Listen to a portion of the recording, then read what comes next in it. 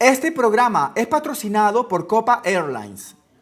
Viaje a toda América con conexiones rápidas y un servicio completo a bordo de los aviones más modernos. La Villa de los Santos se funda a raíz de un problema económico que se da en Natá de los Caballeros. Ya había sido fundado Natá.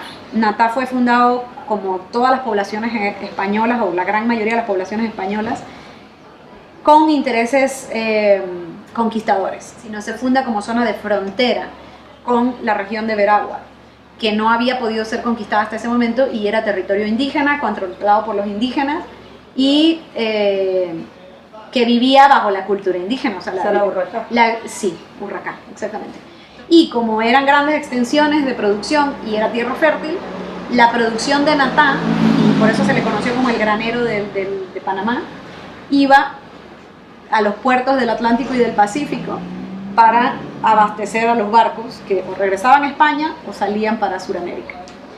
La encomienda se crea durante la colonia para que los españoles que llegaban a un territorio indígena se repartían a los indios, y estos indios tenían la obligación de trabajar para ese español.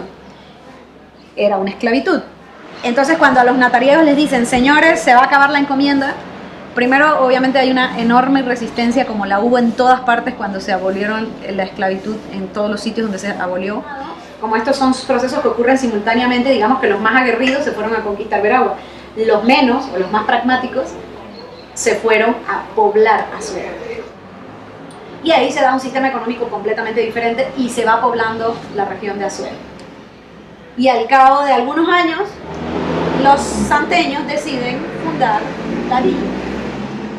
Y la fundan sin autorización de la corona. Se juntan y dicen, bueno, vamos a fundar un cabildo, yo soy el alcalde, tú eres el corregidor, tú eres esto, tú eres lo otro. Se asignan los puestos que obligaba el sistema político de la época y dan por fundada la villa, que para los santeños era una fundación de un pueblo totalmente inocente y santa, en beneficio de la iglesia, porque es que así vamos a tener la iglesia aquí, vamos a poder ir a misa.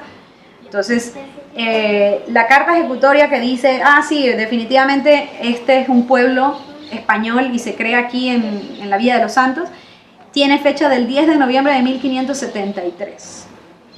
Y es curioso porque entonces coincide el 10 de noviembre de 1573, al menos el día y el mes, con el día en que los santeños, en 1821, declaran la independencia de la villa del gobierno español. Panamá se funda en 1519, si no me equivoco. Se quema en 1671 y se crea, se muda al casco antiguo en 1673. Para entonces la Villa de los Santos ya estaba fundada. Es más vieja que el casco antiguo. Mira tú. 100 años más vieja. La población española es pequeña, sumamente pequeña. Se funda con 18, les llaman vecinos. No es que eran 18 personas que habían. Era el cabeza de familia y toda su parentela, ¿no? Que se dice eran muy grandes porque tenían parentelas de 14. Claro. O sea, entre la esposa y los hijos llegaban a 14.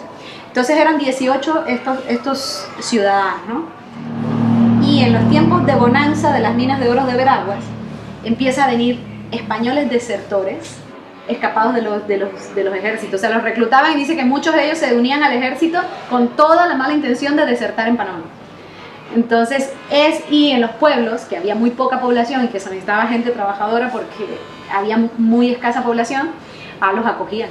Pero los textos de 1600 ya hablan de que la población santeña, española, es una población criolla, mulata, o sea, sumamente mezclada, porque se asimilan rápidamente con los indígenas y con los negros.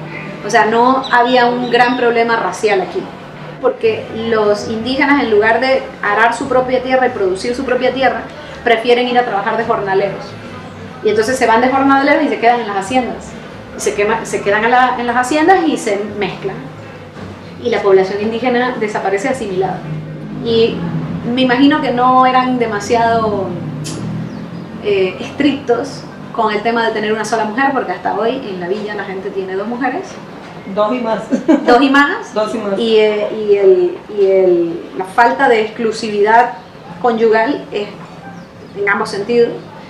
Entonces, bueno, son rasgos culturales que se vieron desde el principio de la colonia. Pero esto es un resumen interpretado por mí, que quede claro que no es la historia hay que preguntársela al autor del libro, que es Castillero Calvo, ¿no? Muy pronto en la historia, la villa llegó a ser la población más grande de Panamá, del interior de Panamá.